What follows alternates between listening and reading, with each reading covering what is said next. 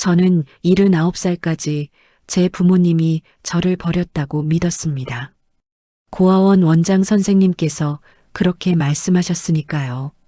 명수가, 내 부모는 너를 원하지 않았단다. 가난해서 키울 수 없어서 문 앞에 놓고 갔어. 그 말을 평생 가슴에 품고 살았습니다. 하지만 2024년 가을 우연히 발견한 낡은 편지 한 통이 제 인생의 모든 진실을 뒤집어 놓았습니다. 그리고 저는 깨달았습니다. 70년 동안 제가 믿어왔던 것이 모두 거짓이었다는 것을. 이 이야기를 들려드리려면 먼저 제가 살아온 세월을 되돌아봐야 합니다. 1945년 해방 직후 혼란스러운 한반도에서 시작된 제 인생의 이야기를요. 일부 마이너스 고아원에서의 삶. 1950년 6월 25일 전쟁이 터졌을 때 저는 5살이었습니다. 대구에 있는 사랑의 집 고아원에서 지낸 지 이미 3년째였습니다. 제 기억 속에 부모님의 얼굴은 없습니다. 있다고 생각했던 것들도 나중에는 상상이었다는 걸 알게 되었습니다. 원장 선생님은 박정희 선생님이었습니다. 엄격하지만 공정한 분이셨습니다. 우리 아이들 25명을 키우시느라 평생을 바치신 분이었죠. 선생님은 우리에게 늘 말씀하셨습니다. 너희들은 불행한 아이들이야. 부모가 너희를 버렸어. 하지만 여기서라도 제대로 된 사람이 되어야 한다. 사회에 나가서 떳떳하게 살 수 있는 사람이 되어야 해. 우리는 그 말을 믿었습니다. 우리를 키워주시는 선생님께 감사했고 우리를 버린 부모를 원망했습니다. 하지만 동시에 마음 한구석에는 늘 궁금증이 있었습니다. 정말 우리 부모는 왜 우리를 버렸을까? 전쟁 중에 고아원 생활은 더욱 힘들어졌습니다. 먹을 것이 턱없이 부족했습니다. 하루에 한 끼도 제대로 먹지 못하는 날이 많았습니다. 잠자리에서 배고픔에 울다가 잠드는 아이들도 있었습니다. 그래도 박 선생님은 최선을 다하셨습니다. 미군 부대에 가서 먹을 것을 얻어오기도 하고 교회에 가서 도움을 청하기도 하셨습니다. 우리는 선생님이 우리의 유일한 희망이었습니다. 1953년 휴전이 되고 나서도 생활은 나아지지 않았습니다. 오히려 전쟁 고아들이 더 늘어나 고아원은 더욱 붐볐습니다. 우리는 좁은 방에서 5-6명씩 모여 잤고 옷은 물려 입었고 신발은 닳아서 구멍이 날 때까지 신었습니다. 하지만 그 속에서도 우리는 나름의 행복을 찾았습니다. 친구들과 함께 놀고 서로 의지하며 작은 것에도 감사하는 법을 배웠습니다. 어쩌면 그것이 제가 평생 가져온 가장 큰 자산인지도 모릅니다. 10살이 되던 해 초등학교에 입학했습니다. 고아원 아이들은 학교에서 차별받기 일쑤였습니다. 다른 아이들은 우리를 고아원 애들이라고 놀렸고 일부 선생님들조차 우리를 다르게 대했습니다. 명수가, 너희 같은 아이들은 공부 열심히 해서 남들에게 뒤지지 말아야 한다. 부모도 없는 주제에 까불면 안 돼. 그 말들이 얼마나 가슴 아팠는지 모릅니다. 하지만 저는 꿋꿋이 견뎠습니다. 오히려 더 열심히 공부했습니다. 부모가 없다는 핸디캡을 극복하고 싶었습니다. 중학교에 진학할 무렵 고아원의 몇몇 아이들이 양부모를 만나 입양되었습니다. 미국이나 유럽으로 가는 아이들도 있었습니다. 떠나는 날 그 아이들은 기쁘면서도 슬퍼했습니다. 새로운 가족을 만난다는 기쁨과 함께 지낸 친구들과 헤어진다는 슬픔이 섞여 있었습니다. 저는 입양되지 못했습니다. 이미 12살이었고 양부모들은 더 어린 아이들을 선호했습니다. 처음에는 속상했습니다. 나도 가족이 생길 수 있을까? 하는 희망이 꺾이는 것 같았습니다. 하지만 박 선생님께서 말씀하셨습니다. 명수가 실망하지 마라. 내가 이곳에 남은 데는 이유가 있을 거야. 하늘이 너에게 다른 길을 준비해 놓으신 거야. 그 말을 믿기로 했습니다. 그리고 저는 고아원에 남아서 더 어린 동생들을 돌보는 일을 도왔습니다. 밥을 먹이고 옷을 입히고 재우고 공부를 가르쳤습니다. 그 과정에서 저는 또 다른 가족을 만들었습니다. 특히 영자라는 아이와 가까워졌습니다. 저보다 5살 어린 영자는 전쟁 중에 부모를 잃고 고아원에 왔습니다. 말이 없고 겁이 많은 아이였는데 제가 곁에서 돌봐주면서 조금씩 마음을 열었습니다. 언니, 나중에 우리 같이 살자. 우리가 서로의 가족이 되자. 영자의 그 말에 저는 눈물을 흘렸습니다. 그래, 우리는 피는 안 섞였지만 진짜 자매가 될 수 있어. 그렇게 생각하니 외롭지 않았습니다. 1960년대에 들어서면서 한국 사회는 조금씩 안정되기 시작했습니다. 경제도 조금씩 나아졌고 고아원에도 지원이 늘어났습니다. 우리는 여전히 가난했지만 적어도 끼니는 거르지 않게 되었습니다. 고등학교를 졸업할 무렵 저는 결심했습니다. 고아원을 나가서 스스로 살아가겠다고. 더 이상 선생님께 부담을 드릴 수 없었습니다. 20살이 된 저는 이제 독립해야 했습니다. 박 선생님께서는 걱정하셨습니다. 명수가 세상은 험하단다. 특히 여자 혼자 살기에는 더욱 그래. 조심해야 한다. 선생님 괜찮아요. 저 열심히 일해서 잘 살 거예요. 그리고 나중에 꼭 고아원에 보답할게요. 그렇게 저는 서울로 올라왔습니다. 1965년 20살의 나이에 아무것도 없이 상경한 것입니다. 2부- 서울에서의 생활. 서울 생활은 상상보다 훨씬 힘들었습니다. 일자리를 구하기가 쉽지 않았습니다. 고졸 여성이 할 수 있는 일은 제한적이었고 고아원 출신이라는 것을 알면 더욱 거부당하기 일쑤였습니다. 결국 저는 청계천 근처의 작은 봉제 공장에 취직했습니다. 하루에 12시간씩 일하는 고된 노동이었습니다. 손은 바늘에 찔려 상처투성이가 되었고 허리는 늘 아팠습니다. 하지만 저는 견뎠습니다. 월급을 받아 방을 얻고 밥을 먹을 수 있다는 것만으로도 감사했습니다. 공장에서 일하면서 여러 사람들을 만났습니다. 대부분 저처럼 가난한 집안 출신이거나 시골에서 올라온 사람들이었습니다. 우리는 서로를 위로하며 버텼습니다. 그 중에서도 순이라는 친구와 가까워졌습니다. 순이는 전라도에서 올라온 아이였는데 저처럼 혼자 살아가는 여성이었습니다. 우리는 같은 하숙집에서 지내며 서로 의지했습니다. 명수가 우리 이렇게 평생 공장에서만 일해야 하나? 순이가 가끔 한숨을 쉬며 물었습니다.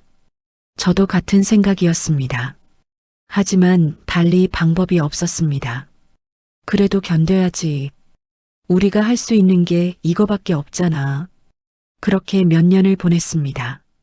1968년 23이 되던 해에 저는 결혼 제의를 받았습니다.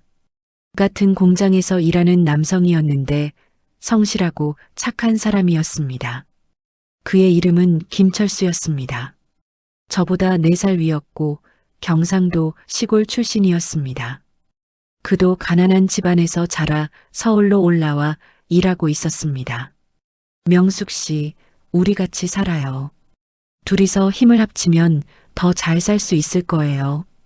그의 말은 담백했지만 진심이 느껴졌습니다. 저는 고민했습니다. 사랑보다는 생존의 문제였습니다. 혼자 사는 것보다 둘이서 사는 것이 나을까? 결국 저는 그의 제안을 받아들였습니다. 화려한 결혼식은 없었습니다. 공장 동료 몇 명을 초대해서 소박한 식사를 하는 것으로 결혼식을 대신했습니다. 신혼집은 청계천 근처의 단칸방이었습니다. 좁고 낡았지만 그래도 우리만의 공간이었습니다. 저는 처음으로 가족이라는 것을 가지게 되었습니다. 철수 씨는 성실했습니다. 술도 안 마시고 담배도 안 피우고 번 돈을 모두 집에 가져왔습니다. 저도 계속 공장에서 일하며 가게에 보탰습니다. 우리는 조금씩 돈을 모았습니다. 1970년 첫 아이가 태어났습니다. 딸이었습니다. 우리는 아이의 이름을 희망이라는 뜻의 희정이라고 지었습니다. 제 인생에서 처음으로 진짜 가족이 생긴 것 같았습니다. 아이를 키우면서 저는 알 수 없는 감정에 사로잡히곤 했습니다.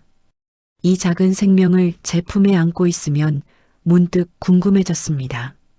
내 엄마도 나를 이렇게 안았을까? 그런데 왜 나를 버렸을까? 철수 씨는 제 복잡한 감정을 이해했습니다. 당신 부모님이 어떤 사정이 있었겠지.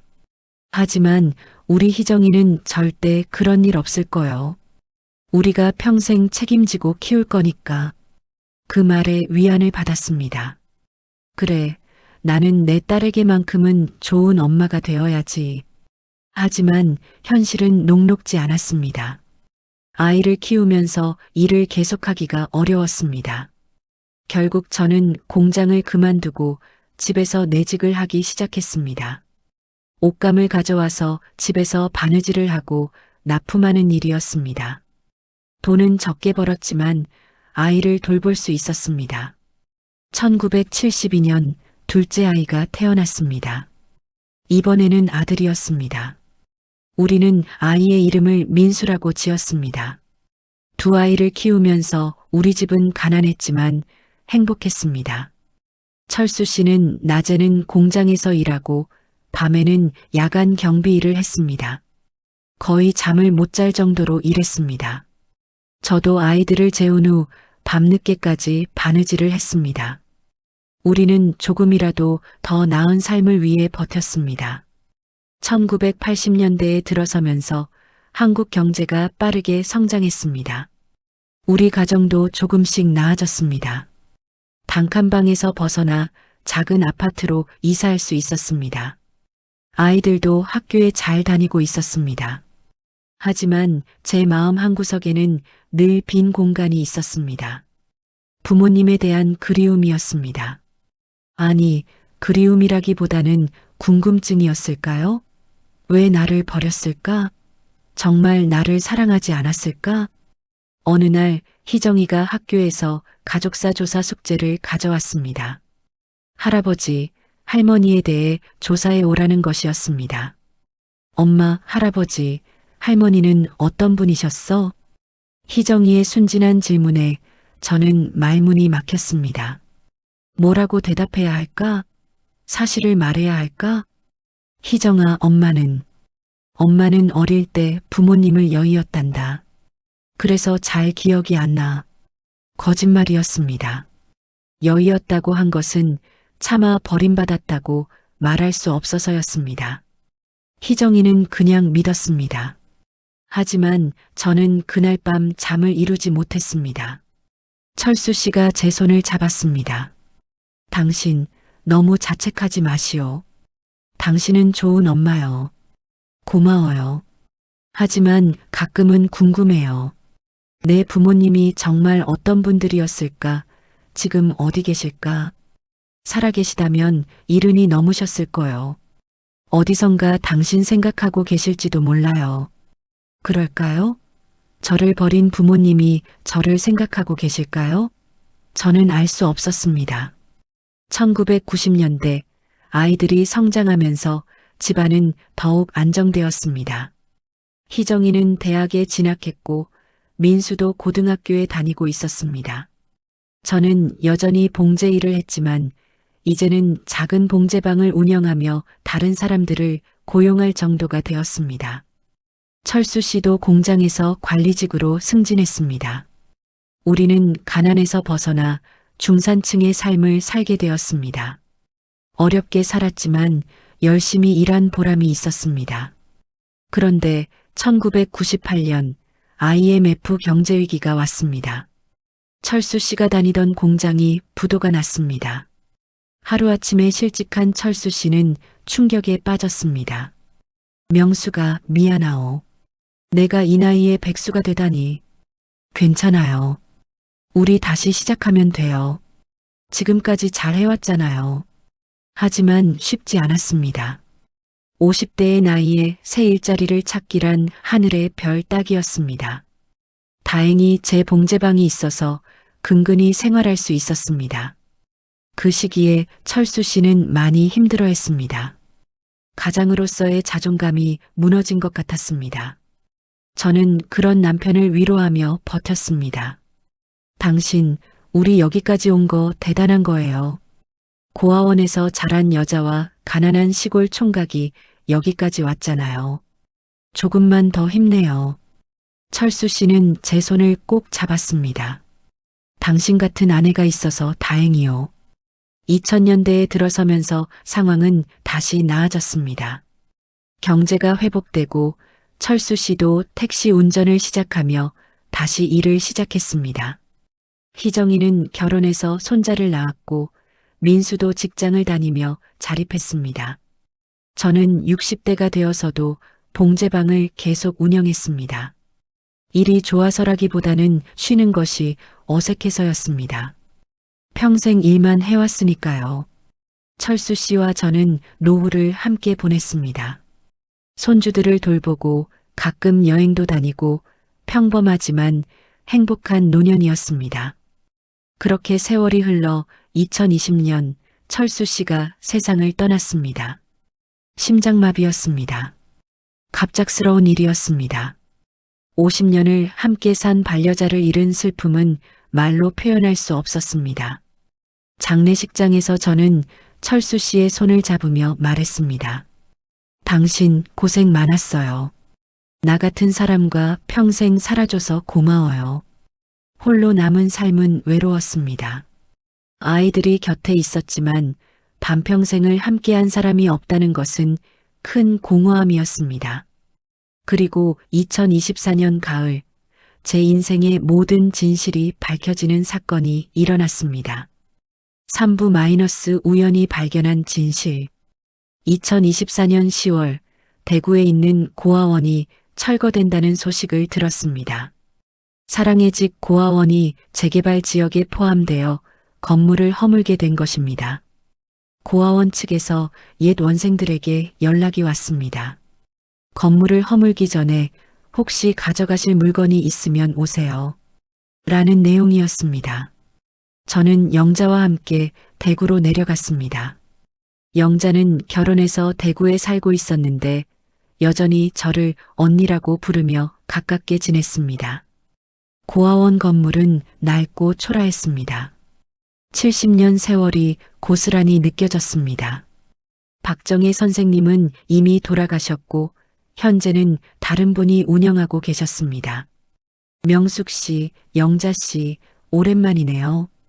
옛날 기록들이 창고에 쌓여 있어요. 필요한 게 있으면 찾아보세요. 우리는 먼지 쌓인 창고로 들어갔습니다. 오래된 서류함, 낡은 장부, 흑백 사진들이 어지럽게 쌓여 있었습니다. 언니, 이거 봐. 우리 어렸을 때 사진이야.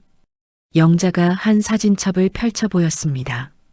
거기에는 고아원 아이들의 단체 사진이 있었습니다. 우리의 어린 시절 모습이 그대로 남아 있었습니다.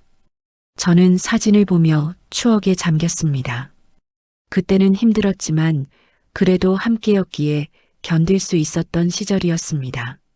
그때 오래된 서류함 하나가 눈에 띄었습니다. 1945-1950 입소 아동 기록이라고 적혀 있었습니다.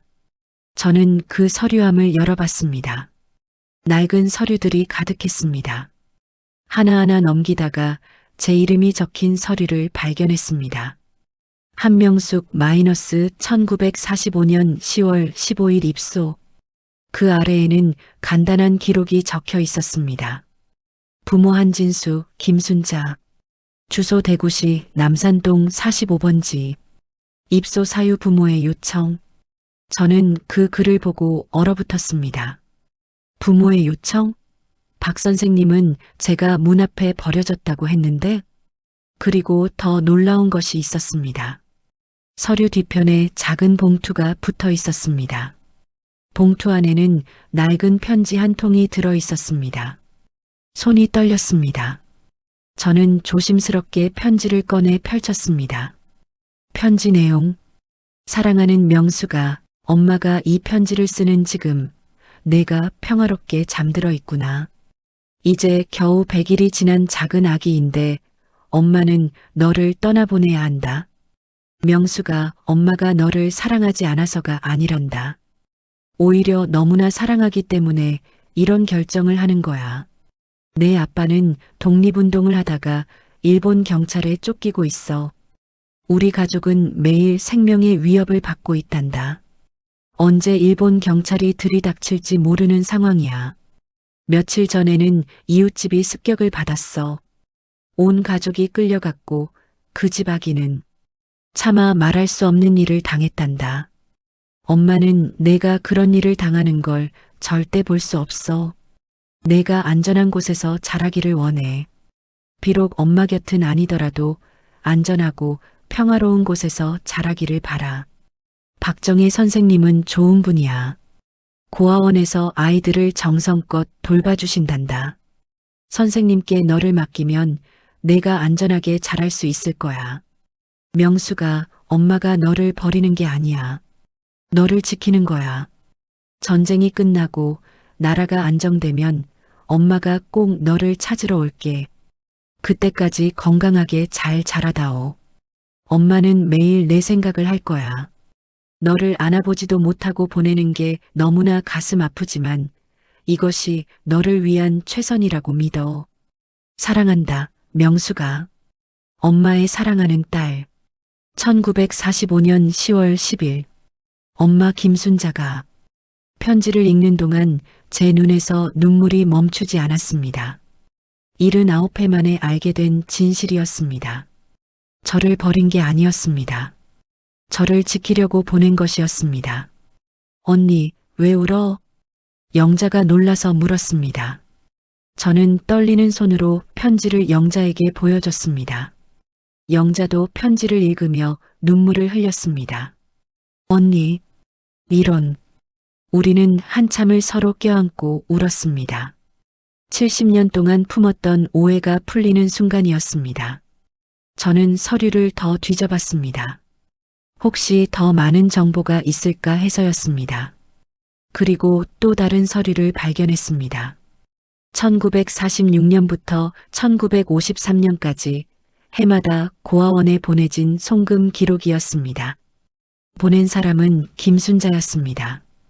금액은 크지 않았지만 매달 빠짐없이 보내졌던 것입니다. 그리고 1953년 7월을 마지막으로 송금이 끊겼습니다. 그 옆에는 작은 메모가 적혀 있었습니다. 김순자 씨로부터 연락 2절. 주소로 편지 보냈으나 반송됨. 그 순간 저는 깨달았습니다. 엄마는 절 포기하지 않으셨습니다. 계속 저를 생각하며 돈을 보내셨습니다. 하지만 1953년 전쟁 중에 무슨 일이 생긴 것입니다. 언니 찾아봐야 해. 언니 부모님을 찾아봐야 해. 영자의 말에 저는 고개를 끄덕였습니다. 지금이라도 늦지 않았습니다. 진실을 알아야 했습니다. 사부 마이너스 찾아가는 진실. 대구로 돌아온 저는 곧바로 조사를 시작했습니다. 희정이와 민수도 도와주었습니다. 먼저 편지에 적힌 주소로 가봤습니다. 대구시 남산동 45번지. 하지만 그곳은 이미 재개발되어 아파트 단지가 들어서 있었습니다. 동사무소에 가서 옛날 주민등록부를 찾아봤습니다. 하지만 625 전쟁 때 많은 기록이 소실되어 찾을 수 없었습니다. 저는 포기하지 않았습니다. 남산동 인근의 오래된 주민들을 찾아다니며 물어봤습니다. 1945년경에 이 동네에 한진수, 김순자라는 분이 사셨는데 혹시 아세요? 대부분 기억하지 못했습니다. 너무 오래전 일이었고 전쟁을 겪으며 많은 사람들이 이사를 갔기 때문입니다.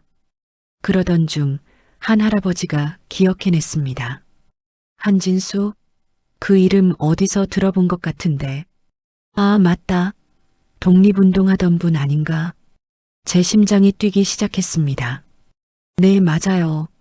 혹시 그분에 대해 아시는 게 있으세요? 내가 어렸을 때 들은 이야기인데 한진수라는 분이 독립운동을 하다가 일본 경찰에 쫓겼대. 해방되고 나서도 못 돌아오셨다는 얘기를 들었어. 북쪽으로 가셨다는 소문도 있었고, 북쪽으로? 저는 더 자세히 물었습니다. 그분 가족은 어떻게 됐는지 아세요?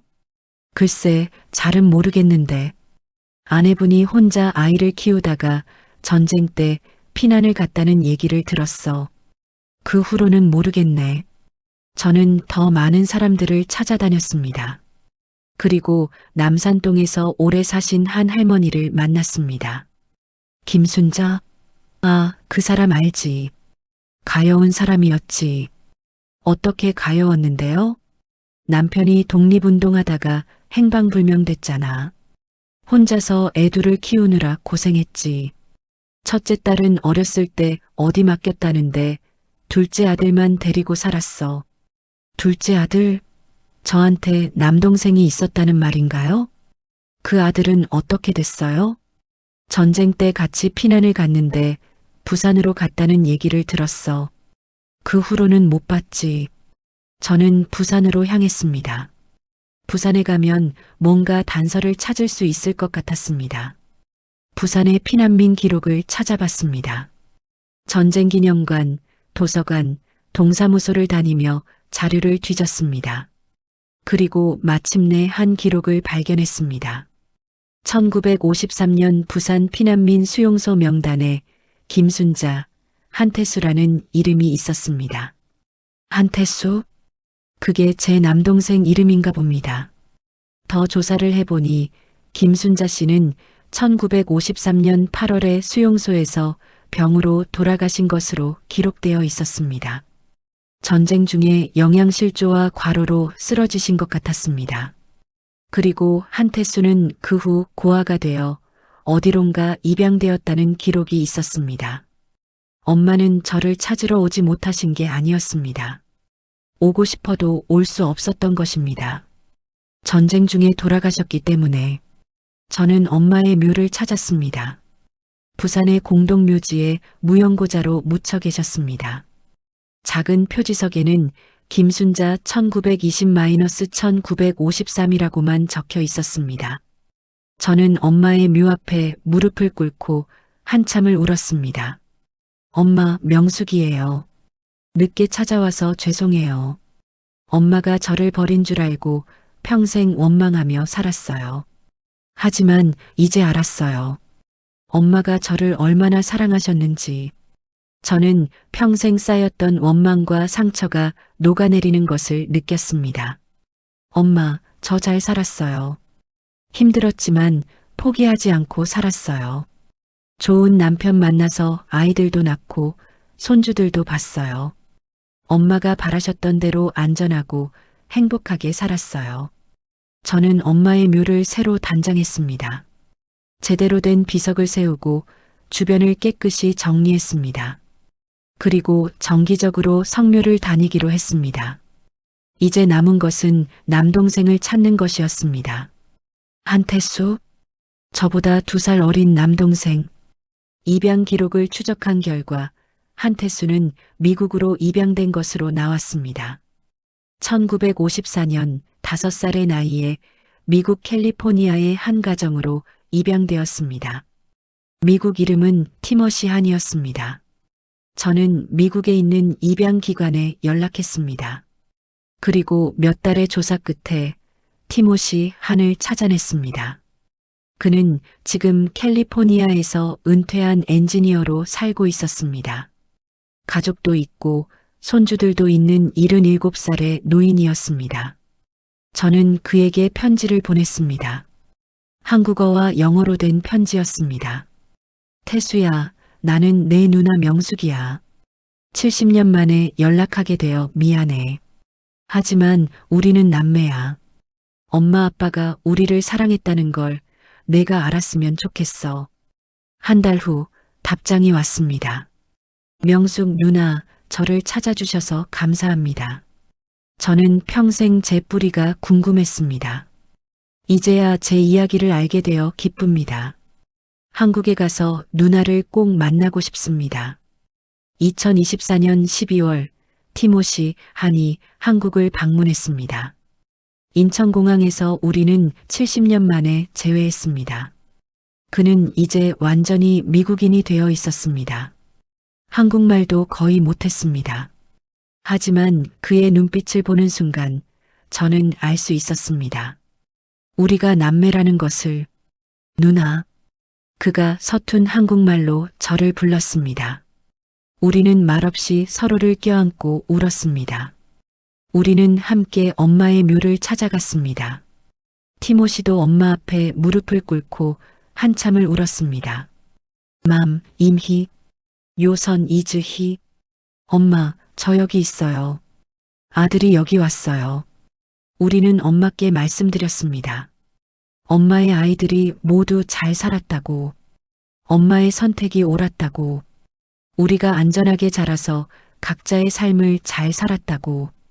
에필로그. 지금 저는 80살입니다. 제 인생의 진실을 알게 된 지 1년이 지났습니다. 저는 더 이상 버려진 아이가 아닙니다. 사랑받은 아이였습니다. 엄마가 저를 지키기 위해 최선을 다하셨다는 것을 알았습니다. 티모시와 저는 이제 자주 연락하며 지냅니다. 그의 가족과 제 가족도 알게 되었습니다. 70년 만에 찾은 가족이지만 우리는 서로를 소중히 여깁니다. 저는 이 이야기를 여러분께 들려드리고 싶었습니다. 왜냐하면 세상에는 저처럼 오해 속에서 살아가는 사람들이 많을 것 같아서입니다. 부모님이 자식을 버렸다고 생각하는 사람들. 하지만 그 뒤에는 우리가 모르는 사정이 있을 수 있습니다. 때로는 사랑하기 때문에 보내는 것일 수도 있습니다. 저는 엄마를 원망하며 70년을 살았습니다. 하지만 이제는 감사하며 살고 있습니다. 엄마가 저를 지켜주셨기 때문에 제가 여기까지 올 수 있었습니다. 고아원에서 배운 강인함, 서울에서의 고된 노동, 가정을 꾸리며 겪은 어려움들, 그 모든 것이 저를 단단하게 만들었습니다. 그리고 그것이 제 인생이었습니다. 완벽하지는 않았지만 제 나름대로 최선을 다한 인생이었습니다. 여러분께 이 이야기를 통해 전하고 싶은 것이 있습니다. 첫째, 진실은 언제나 밝혀진다는 것입니다. 비록 70년이 걸렸지만 저는 결국 진실을 알게 되었습니다. 둘째, 사랑에는 여러 형태가 있다는 것입니다. 엄마의 사랑은 저를 곁에 두는 것이 아니라 저를 안전한 곳으로 보내는 것이었습니다. 셋째, 포기하지 않으면 결국 답을 찾는다는 것입니다. 저는 79의 나이에도 진실을 찾기 위해 노력했고 결국 찾아냈습니다. 마지막으로 가족은 혈연만으로 이루어지는 것이 아니라는 것입니다. 고아원 친구들, 남편, 아이들, 그리고 이제 다시 만난 남동생까지 모두가 제 가족입니다. 엄마, 이제 편히 쉬세요. 딸 명숙이가 엄마의 사랑을 이해했어요. 그리고 감사해요. 저를 낳아주시고 저를 지켜주셔서 감사해요. 저는 엄마가 바라신 대로 잘 살았어요. 그리고 앞으로 남은 인생도 감사하며 살 거예요. 이 이야기가 누군가에게 위로가 되기를 바랍니다. 상처 속에서 살아가는 모든 분들에게 언젠가는 진실을 알게 될 날이 온다고 말씀드리고 싶습니다. 그리고 그때 여러분도 저처럼 용서하고 감사할 수 있기를 바랍니다.